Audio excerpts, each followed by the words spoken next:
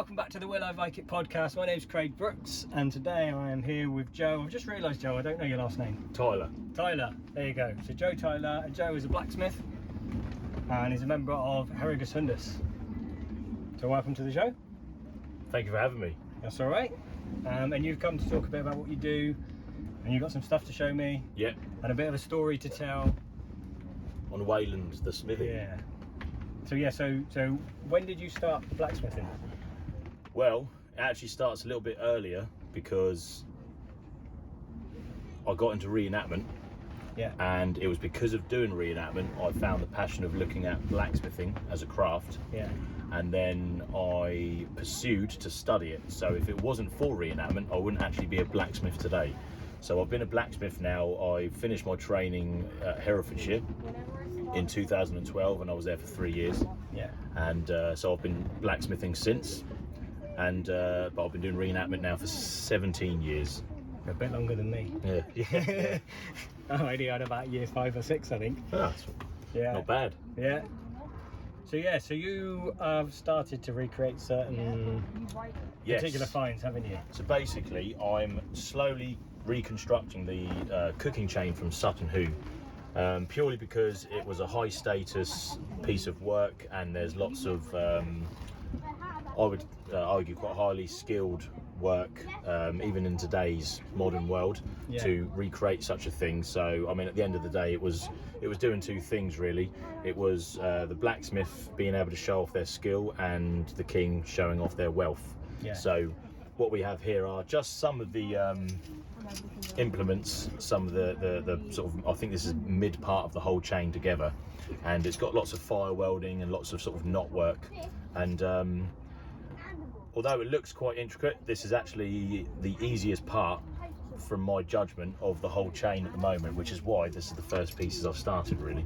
But it's very enjoyable, and it's to do something that's to try and copy something that was done 1600 years ago is what's exciting, because when you're working out how to do certain parts, you know that the smith was going through the same problems at the time, so there's a bit of a connection there, if that makes sense. And I think from speaking to other blacksmiths, I was going to ask a silly question, which I guess there are no silly questions. No, there's never any silly questions. But I was just going to say, like, whether you're doing it in like a traditional way, like they would have done at the time. But I don't think it's changed that much, has it, over the years? So, to be fair, using a modern fuel coke is what I have been doing. I have made some parts using charcoal.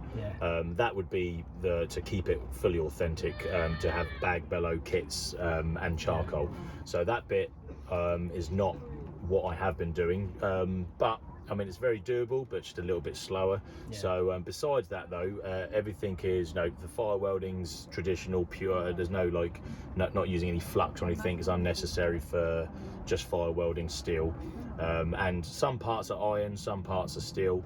Again, to go fully authentic, you'd have to be all raw iron, but steel is it's much more easily available for today, and there's not that much difference in the characteristics of how it looks anyway.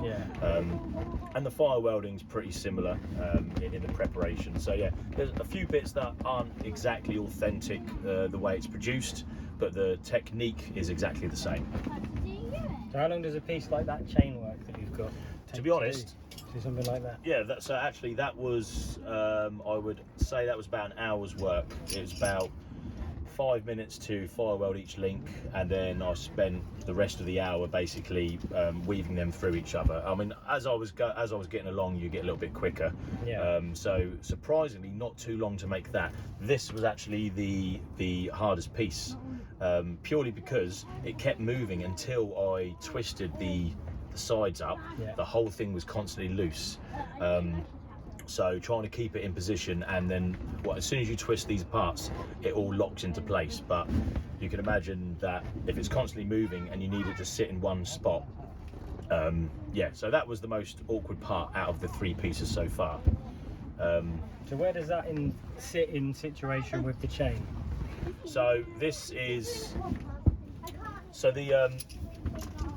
I think, trying to remember now because I've got the whole thing in my head, there's so many parts. It sits sort of 2/3 at the end. So it would be a piece that you would see hanging closer to the pot that's hanging off of it. Right. There are more intricate fire welds and twisted fire welded parts that actually link up from this to the chains. Yeah. There's more of these chains to do. I can't remember exactly how long it is, but it's definitely a good 15 foot plus long as far as I remember. So there's a lot of chain work to go. So you've got quite a few hours of work left. Yeah, but if you look at any, there's a few samples that have been made out there already, and when it's actually all in situ, you do see this bit above the pot. This bit stands out quite significantly. Face on, as you can see, it has quite a lot to look at from the side. You wouldn't see much, but yeah. So I do know that it's quite far down the line. So it's all the other stuff that backs up from it, which is what I'm going to be working on as the years go, really. So you're looking at doing this over several years rather than Well, I'll say years actually. I'm hoping to get most of it done next year, this year and next year. I'm doing it in portions because as a smith, I'm working on normal, modern work and other historical stuff as well. Yeah. So yeah, it's basically a side project, but hopefully I'd say 1 or 2 years time I'll have the whole set. So I noticed down there as well, you've got something else I recognise, because another blacksmith's been on before, Ian Thackeray. Hello Ian, I know Ian. You know Ian? Yeah. So Ian made me the Mastermind grill. So if you watch one of the early episodes, it might have been episode 4 or 5, I think. It was a while back. Ian came on and we tested the Mastermind grill, and I see you've got at least part of the grill set down there. Yeah, so basically, again, which is what another project on the side. I'm going to make the whole kit. Basically, I'm looking at trying to make almost everything from the chest that was found because there's so many blacksmith items, tools, and other things found in that chest, and it's such a massive find for the time period. A little bit later than us, but it's the reason why I do it is because I also do a little bit of film work, and now and then I'm building up a historical kit that could be hired for props basically and usage and that, but at the same time for reenactment it's good to compare with Saxon and Viking. So so basically this is just part of that kit that I've just started to put together, and as you say, you've got this actually out in use with the grill outside cooking away, and the chain work's interesting because although everything else, the processes are pretty much the same, the fire welded square section, which is quite interesting, and this comes a lot in the Viking period. So again, it's a similar thing, but obviously looks very different. And it all does the same thing, but it's just interesting, and it's nice that it's survived, so we can replicate things such as this. So yeah, I'm also working on Viking ironwork as well as Saxon, basically just immersed in both. And you're gonna make the chest and everything as well to go with it, are you? So the chest is gonna be made by our one of our woodworkers, and I'm just gonna be literally, I've got the whole master, I've got the all the spreadsheets out of everything, and just trying to make everything as authentic as possible. So I'll be making all the items mostly first. I've got a couple of chests already, but eventually we'll have, I mean, the chest is, I don't think it's that different to the Saxon chest as well, and I'm in need of a couple more tool chests because, as you can see, everything's mounting up. This is just a portion of the pieces I generally make, so I actually need the chest to actually be able to transport it all. But I can just guess that the smith that lost that chest in the bog would have been best pleased. I mean, even today it's a lot of work and money, but back then it's far beyond just that's annoying. It's just a lot. So especially where, I mean, I can only guess that it was kind of an accident because it's all, it's not been attacked and then people have gone through it, and it's just because of the boggy area. I believe it's been agreed that it was basically just a lost accident. It's fallen off on a travel. But so I don't know what's worse, losing it in a fight or just losing it because it's just fallen off. But I wonder whether the grill itself is a separate thing, because I know in one of the reports it says that it was found in the chest, but it can't have been because it's bigger than the chest. Yeah, that is actually an interesting point. And it was moved, I believe, by the farmer. Right. Because I think originally they were ploughing the field and the chain caught, and they pulled up what was part of the chest, I think. But whether that find was in the same field but a different location, so we don't technically, I think, know whether that grill is part of the same collection. Yeah, actually, that's a good point. If it's near, then they might have put 2 and 2 together, which is obviously everyone's first reaction. But you're right, it actually does not fit in, and that's actually a detail that has been brought up before, actually, just in discussion. Because I looked at it first and thought, how's that in with everything else? I mean, even everything else on its own doesn't look like it would fit in such a thing. But there's pots and pans and all sorts. Yeah, it's definitely crammed in there. So, but you're right. You know, it's definitely. I mean that because I've only got so far. That's an area I haven't actually fully looked into yet. So, so it's a good point actually to bring it up again, because it's only briefly been spoken about with another person. As I say, there were cooking pots as well, which again I'm not sure if they were actually in the area or in the chest. But I know some of the cooking pots were in a state of repair and were probably thought to have been like scrap metal that was being collected to be reworked into other things. Right. I think particularly one of the things it's not done in the same style, so it's like it's been made by someone else. Yeah. And so whether he bought it as scrap, or she, I guess. Yeah. Bought it as scrap to rework it into something else. I don't know. Yeah, I mean, again, these time periods, everything is valuable. Even a nail is worth keeping. So if it's been traded or found, and then just, you know, if you're going to find something that just needs a bit of repair, it's going to save you time, just like, you know, we should be doing in this day and age. That could very well be what happened. Yeah, definitely. Do you have an opinion on the use of the Mastermind grill? I obviously use it for cooking, as you've seen. Well, once I make the grill, I'm actually going to test it myself. I mean, I don't need to really think about testing, because it does, even outside. Yours is being in use. So, and it's a pretty, I think, as far as grills are concerned, suspended. It's I don't see it not working. It's more that there's an opinion that it would have been used by the blacksmith as lighting for the workshop. Oh, okay. So you put like tarred I see what you logs mean. and you suspend it from the ceiling. Oh, okay. And it would mean the blacksmith could work into the night, I guess, particularly in the winter. That is something I have not thought about at all. I believe there are other examples from Europe that they think that's what they were for. Okay. Well, I like to learn things every day, and that is something that hasn't come across my path. So definitely something to look into. Yeah, there is an actual book on the find itself. It's a white book, quite biggish, A4. I think it's literally called The Mastermind Find. Yeah, see, that's the book. I've actually got that book. The thing with me, actually, and this will probably explain why I don't know that, actually, is because I'm not a very big reader at first. I read enough to know what it is, and then I just look straight at the finds and go, oh, I can replicate that, or how was that made? So to be fair, I should start reading more. It's just something that they mentioned, but it makes sense. Yeah, when it does Ian make was on, sense. we tested it as food, different ways of doing food. It works for food, but that's not to say that was its purpose. Who's to say it's not used for all things, all those things that we brought up? I mean, you're talking again about an age. They're not just gonna. It's not a wasteful age. You're gonna use if something will work for something else, it's going to be used. Yeah. In my opinion, so it could very well be that it was just. It could be used for cooking, and then someone decided to go hang that up there quick, see if I can put some logs on there, see if I can get some light. Oh, it's working. Yeah. You know, it's you know, and again that goes back down to the.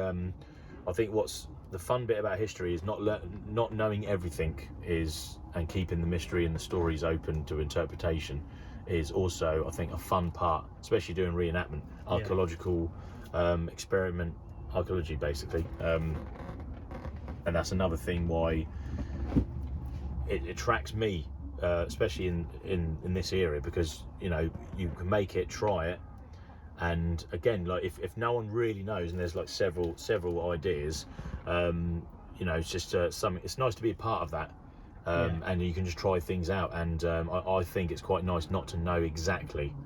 I think there's something nice about that, not always knowing everything. It's like being a history detective. It is, yeah, literally. We piece it all together, and like you say, you can't know something's use until you've replicated it as well.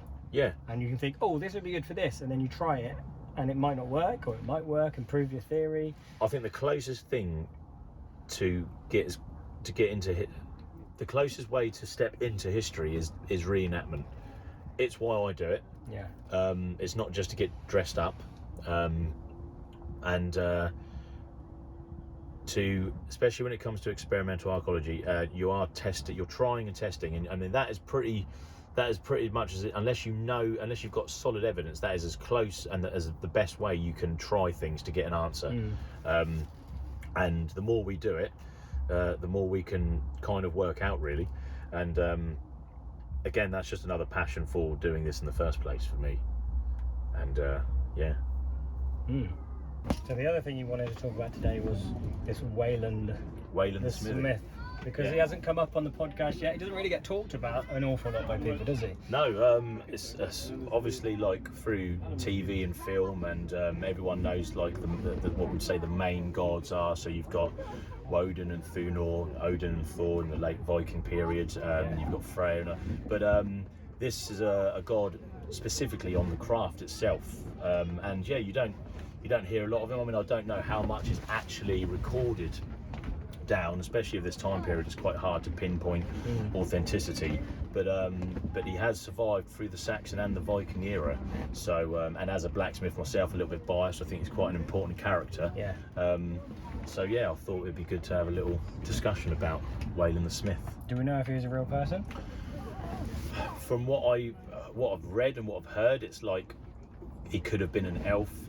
He was trained by elves, so he could have maybe he was just a deity that was trained by these elves, or I've even heard that he was trained by dwarfs. So and there's a lot of the elf and the dwarf thing does get very mixed anyway, so it's quite hard to pinpoint that down. But I think personally, I'm thinking I feel that he's more of a deity, he's more of a god, and he was and that he just learnt from specific craft deities, people that are very good at the craft, and the elves and the dwarves are the two main ones, as we know through a lot of the culture. It keeps going back to them two. They're the best at what they do. So yeah. And it's quite a brutal story, isn't it? It's not. It's definitely a revenge. Not for the faint of heart. It's definitely a revenge story. I don't know how well you know it, whether you want to give a quick rundown for anyone that's not aware of. So basically there was Weyland, his work was known across everywhere, men and gods alike, and basically there was a Swedish king who wanted to keep Weyland to himself. So somehow he managed to lame Weyland, so he wouldn't be able to escape, and he would only be there to make work for this king. I'd heard he cut tendons in his legs. Tendons. So he can't walk. So pretty brutal, like cutting that area, and and only being able to smith, without standing properly as well. Now, although this is Weyland the Smithy, so he's kind of regarded as the best out there. So that's what happened, and obviously it's not a story without revenge. So Weyland slowly planned how he was going to get back at the king and how he was going to finally escape. The king had two sons. I remember in the stories that he actually invited the sons to come down at one point to look into his chest, where he makes a lot of wares, and he puts them in there to keep safe. And without second thought, they would have, let's have a look at this, and what they didn't realise is he was actually sharpening the edge of this tool chest. So when they both put their head in, off come the heads. And so he took the heads of the sons, and being a very, very good crafter, he didn't leave it there. He made use of their skulls. He turned he used the skulls to be able to drink out of. He made jewelry from their eyeballs. So he didn't leave anything to waste. And even possibly laid with the king's daughter to get the last spite back, and then eventually over the time forging a pair of steel wings, and probably waited for the right time, but when the wind was high, that's when he used these wings to finally escape. And we don't know where he is now, but I do hear that sometimes if you can hear the anvil ringing, and if you leave your horse in the site and leave a coin, you're not allowed to look back, because otherwise your horse won't be shod. But some say it could be Weyland. I think I've heard that one at there's the site, isn't there, the burial mound, Weyland Weyland Smithy, I think is actually called, up in Oxfordshire. And I've heard that story being associated with that site. I mean, it's interesting though, because like back in when I say back in the day, all through history, the blacksmith was also, you know, able to shoe horses. But now, as we know, farriers and blacksmiths are quite separate. Yeah. So, but to be fair, it's not that long ago when the blacksmith was the farrier, and you know, so I think when you're maybe that story has come across because it's to do with travel and people using horses to travel all the time, so it kind of links quite well. It makes sense for a story like that to have birthed somewhere. Yeah. Yeah. Do you know how old the story is? I don't. I think it's hard to pinpoint down. I mean, there's probably people that have done further research into the origins of the story. So I mean, we've got translations from the Saxon and then into the the Viking time period. But then you don't know. It's okay to have that, but then you don't know word of mouth. Where did it really start before we started pinpointing down where we roughly knew a time scale? Do you know what I mean? Like, most of the stories are through word of mouth and change. You don't know who said the last person to say the story might have changed a little bit for themselves. Yeah. So I like the mystery of that. Yeah. I like to sort of meet myself in the middle, and I kind of look up to this. If there was a deity, I mean, everyone has their own thing. If they're into following any type of cultural belief system, if it helps them. And people use things like Funor for strength and wisdom with Woden or Odin. Weyland, for me though, as a blacksmith, it's kind of gives you that extra little bit of, work towards, like maybe Weyland would see my wares one day and shake my hand. And you aspire to be as good as Weyland. Yeah, well, I think there's, if you're aspiring to be as good as Weyland, you're definitely aiming for the top there. Yeah. So yeah, why not? Yeah. And for this, I should mention my wife decorated my drum for me with I believe she said it was a 10th century Swedish depiction. Right. It's beautifully done. Thought to be Weyland. There is another theory it could be Loki. It's interesting because it's fantastic. It looks really good. Really like the work in that. And it's funny as you say it could be Loki because Weyland fashioned them, so they're not part of him. And this is a figure that clearly have woven themselves into this contraption. So his whole body is woven into this, so presumably metalwork. Yeah, so it's not part of him. Now, Loki being a shapeshifter, if he was to have wings, then you'd imagine that it would be part of his body. I think there is a story where he borrows Freya has a set of wings, or one of the other goddesses has wings. Okay. But I don't envision them being mechanical. No. Which is why, to me, this is more likely to be Weyland. Yeah, I mean, I would argue the same. And I think, again, though, that's what I like about the stories where there's not always a definite. Yeah. And we get to put our own spin and twist and thought upon it. But that makes sense. Out, so I should probably show it off a little bit. You can follow her on Instagram. She's Wolfhold of Wessex. Very nice. She does artwork and embroidery work and stuff like that. Yeah, very good. So I've actually got a gift here from a friend of mine called Chris on Instagram. Is Gone Near Godpost. Oh yeah, I know Chris. Yeah, and he carved me this blacksmith figurine, which was fantastic. And I kind of now look at it more of it's almost like my own Weyland. So every time I look at him and see him, it's like a kind of watching over me, or that inspiration, or just like something to aim for. And just to keep remembering, there is a story about a smith through the ages, and where it's, my job and my passion, it doesn't get any better than that, really. So thank you very much, Chris, for this. Just wanted to give you a little shout out. Yeah, so we normally do a food element, and we're not sure right now how it's going to work. So basically, I was trying to tie it into the guest. Yeah. And I know you already know what I've done. So because we were talking about skulls and heads, I was trying to get a goat head. Yeah. Couldn't get any this week, but I did manage to get half a pig's. Morrison's, come on. Yes. So I managed to get you half a pig's head, which I've been boiling away outside the tent. I'm not convinced it's ready yet, so we'll probably cut and keep come it a bit back, safe, yeah. Make sure that the pig's actually cooked. Yeah. So we'll probably cut back in a bit, but if we don't, then that's why, because it's still here. Yeah, no worries. It takes quite a long time to cook a head, it turns out. Yeah, don't want to skip that. Definitely have to get to work tomorrow. Yeah. Joe, I think it's ready. I think we can actually eat today. Smells pretty good actually. It does. It's the first time I've made a pig's head. I've done goats and sheep, but poor little piggy. It was in 2 halves when I bought it. I didn't cut it in half. So it's probably a good job because actually that only just fits in my pot. I was going to say, yeah. So, we almost, if it had been a whole head, I might not have been able to cook it. And I gather the cheeks are the best bit. So shall I cut us some cheek? Do please. Yeah, some spoons.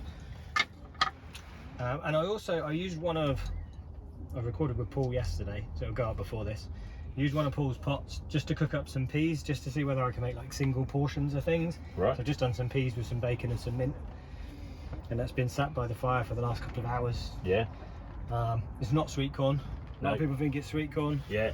I wonder if I'm going to need 2 knives for this. Now I'm told the cheek's the best bit, but I feel like this needs to be crispier for me to eat it. I'm not into like the gelatinous. Do you know what I mean? Like that. Oh yeah, yeah. I'd struggle with that, I think. It's gonna be. And all I've had all day is people peering into the pot and saying, "You're not really going to eat that." Oh, is that a real pig's head? Yeah, yeah. Yes, it is. It doesn't appear to have any brains, which I'm guessing that the butcher removed them. I don't know if that's illegal. Well, that's like a bit of pork belly, isn't it? Yeah, that looks. Yeah. Well enough cooked. It looked, from my taste, I think this is too fatty. You got all that through there. Yeah. I like a bit of fat. I don't know if I turn it around whether it will show up on the camera there, but look, that's just pure fat. And there's this little bit of meat in here. I gather it makes good bacon, and I've got the other half at home, so I might experiment and see whether I can cut the cheek off, cure it with a bit of salt, because we know the Saxons like bacon. But whether they ate cheek bacon. Well, I mean, again, I would assume that they would have used as much as they can. Yeah, but yeah. Of course. You wouldn't waste it. I mean, see, that meat looks good to me. Yeah, yeah. I'm just not so keen on that fatty stuff. I'm going to be completely honest. This is going to be like when I tried to eat tripe. Yeah. Are you up for this? I am. You are? Okay, we'll do a bit of each. And a bit of peas. I've heard of people eating the ears or nibbling on ears, but... I know my dog likes ears. Yeah. It's that everything but the squeak thing, isn't it? Well, look at that. That's gruesome. There we go. There's some detail. Very Game of Thrones. It's not an episode for a vegetarian, is it? It is not. I guess we're gonna have to use a finger. Yeah. Oh, I've got a bowl. I'm good with that anyway. Spoon. That's fine. Do you want some peas with it? Yeah, give it a little go. The pot's cool enough. I took it off a little while ago actually because I was worried.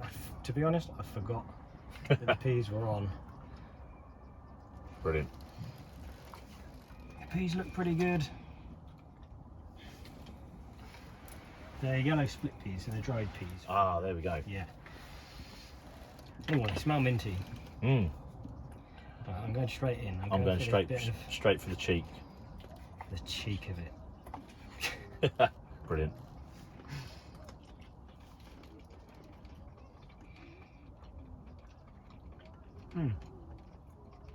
Oh, tender. Quite fatty. Nice. I'm a fan of that. It kind of got that same pork belly-ish. Yeah, it's like the pork belly thing, yeah. I am going to pass on eating the fat because I think if that was put back on and fried up and gone crispy, I think that would be good. But because it's been boiled, I'm not convinced. Yeah, I think that'd take a while to eat. Doesn't taste bad. Just a bit chewy. So yeah, you got the almost short straw, I guess, because trying to link it in with your Weyland story, and I was like, what are we going to do? We're going to get ahead. No. Wow. I think anything like this, especially if it's a bit of an experiment, is pretty good to be a part of. My other thought, and I'd need more time, was to boil it down so it's literally falling off the bone. and then you make head cheese. So you can roughly chop it all, pack it into a container, and it sort of, the jelly and it sets again. Right. And then you carve bits and eat it cold, which would be something I wouldn't mind trying at some point, because I think that would be pretty decent. But we just ran out of time today. It's amazing trying to talk to the public, run a show. Yeah. People coming and going, asking questions, whilst you're also trying to record a podcast. Yeah. It's we can multitask. It's a proof. Barely. Yeah. But it works. Hmm. And if anyone's wondering, if you're watching and you're thinking that the audio quality is not as good, it's because the wind knocked my microphone stand over yesterday and broke the cable. So currently we're recording straight to the phone, which is not ideal, but we figured it was better than not recording at all. Yeah, why not?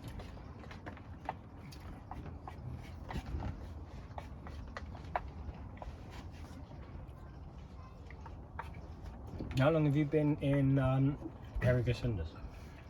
So, I was in another group first with some of the members for about 4.5, 5 years. And we've been going now for, I want to say we've been going for about 12 years, 12, 13 years now as Herigas Hundas. And so you were one of the first? Oh yeah, I was. There was 4 of us at the very beginning. Right.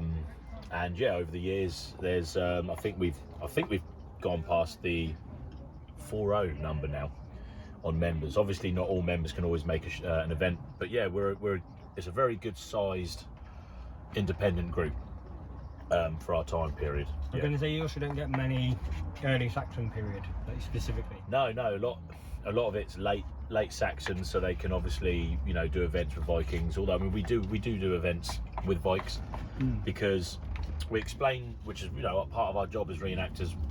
If there's a group that we're going to have a clash with just for entertainment and to show combat skills, we will fight with a Viking group that we work with, and technically they're 200 years later than us, even 300 years around that area. But so we explain that, but we give them the entertainment anyway because it works and we work well. But like this weekend though, we've got Romano British, so that's much more. That's fitting for our time period. That works really well. Yeah. Yeah. It's quite entertaining to watch you guys on the battlefield. Yeah. Fighting the Romans and the gladiators that come out, and yeah. Yeah. It's another part of the experience of doing reenactment. If there is combat involved, and it definitely keeps you fit, and it's just it's there to entertain all the hundreds of people that come out for a good day, really. Just eyeing up the rest of the meat. Gets a little bit bloodier as we go through, I think they're going to want longer. You see that there? Oh yeah, yeah. What we took off the end was fine, but now that I'm starting to poke deeper in, better safe to be sorry. Yeah, especially with pigs. Better safe than sorry, yeah. So yeah, we'll pass on the rest of it, I think. Not bad. It's a very cheap cut. It's authentic to be cooking the whole animal.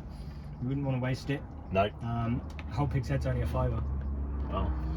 So if I can use it, there. If I can use it for making bacon or something, then I'd probably justify it. Yeah. Cheek bacon, or lardons maybe, so they're fried off and then the cheek goes crispy. Yeah, yeah, yeah. Did that to my own cheeks then. That was weird. Yeah. Bit of long pig. Yeah. So yeah. No, thank you very much for the experience overall. But I'm won over a bit, like you say, a little bit longer. But the cheek, it was like there was a pork belly sort of texture to it, quality to it, sort of thing. Definitely. See, I don't fancy the ears. You start to look down the canal. Yeah. The dogs, they'll be fine. Give it for the dog. Actually, my dog might like that. He might like the squeak. Yeah, lovely bit of authentic cooking. So we've still got those 6 questions I need to ask you to close out the podcast. Oh yeah. So we'll have a bit of a clean up. Yeah. And we'll come back for the 6 questions. No worries. So there's 6 questions that I ask every guest. We do 3 normal questions. We'll end the podcast, and then if anyone else wants bonus questions, they're over on my Patreon. So the first question is, if you had an unlimited budget, what would be your dream project? My dream project, I need a castle. Definitely need a castle. It would be to have, I'd need land. Yeah. I'd have a permanent reenactment area set up all year round, and a castle opposite. Yeah. A new castle? Would you build the castle? I'd design it. I'd try and design it myself, even though I'm not an architect. Yeah. I'll find a way. But as castles came round, obviously through Normans and obviously the Christianisation of the time period, these castles would be the opposite. They'd be designed around pagan gods, and I'd probably have a stage there as well. It's a very mixed castle, this one. There'd probably be definitely have to have some metal concerts going on. Yeah. You know, but yeah, that's just one thing. I mean, unlimited, the project, the list goes on. But my straight away it went to a castle and land. Castle and land. Yeah. And obviously a forge. Definitely has to be a couple of forges there as well. Yeah. I think that would probably be enough to get on with. So you'd still want to work as a blacksmith? I'd probably want to be, I'll be out maybe smith for fun, as well as I'll do the odd commission still. Yeah. But if I didn't need to worry about it, then I'll definitely have to do all the ironwork myself around the castle, so that would keep me busy. Yeah, that could be a few years' work. Yeah, exactly. A full castle's worth of ironwork. Yeah. That's like a life project, isn't it? Yeah, exactly. Yeah, so there we go. I'll probably get a load of smiths in though, and I'll hold blacksmith events, and like I say, reenactment and blacksmithing on my own land. Perfect. Okay, so the next question is, do you think you could survive on a Viking Age diet? I think I could, because it's like anything, when you actually have to, well, I say, it's not even a thing of torture, you know. The diet is actually cleaner than today, so it's healthier. So I personally don't think, some people just don't actually realise that it's actually not that much of an ask, but you'd have to get used to giving up certain luxuries of today, which would be the main thing, I think. Yeah, well, that does lead into the last question, which is there anything you'd miss on a Viking Age diet? Chocolate,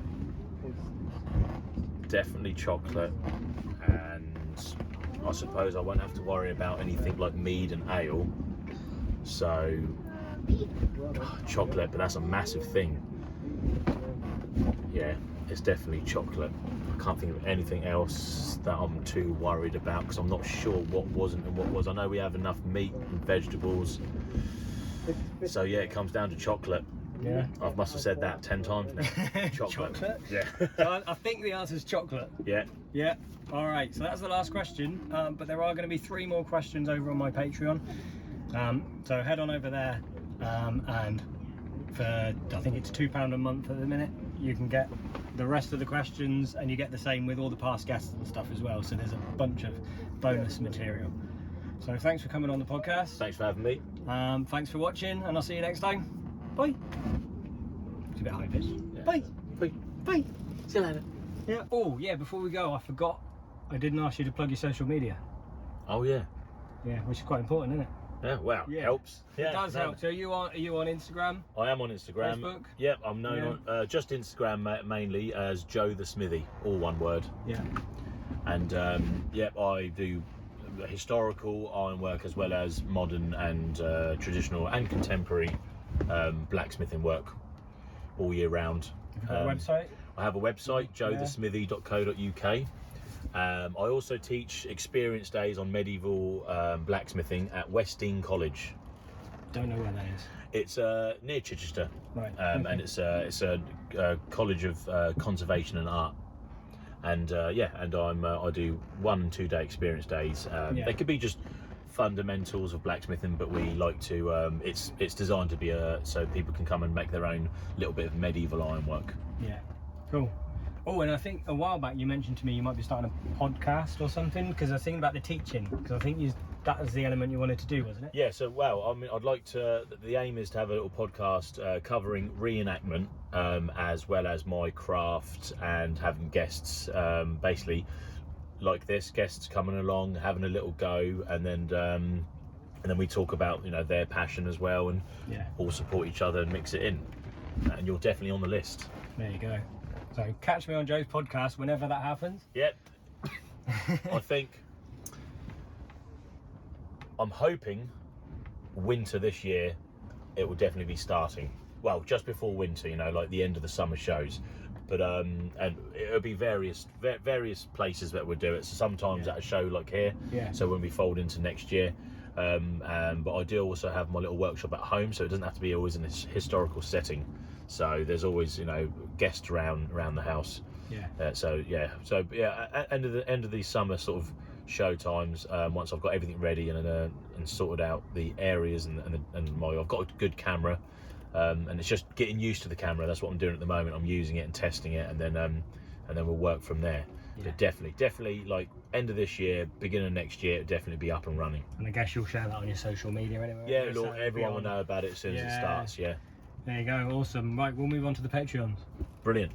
If you enjoyed the podcast and want to hear more, remember to like and subscribe and give me a rating. For recipes and ideas, visit my website saxonforager.co.uk. I also have 3 cookbooks available to buy on Amazon worldwide.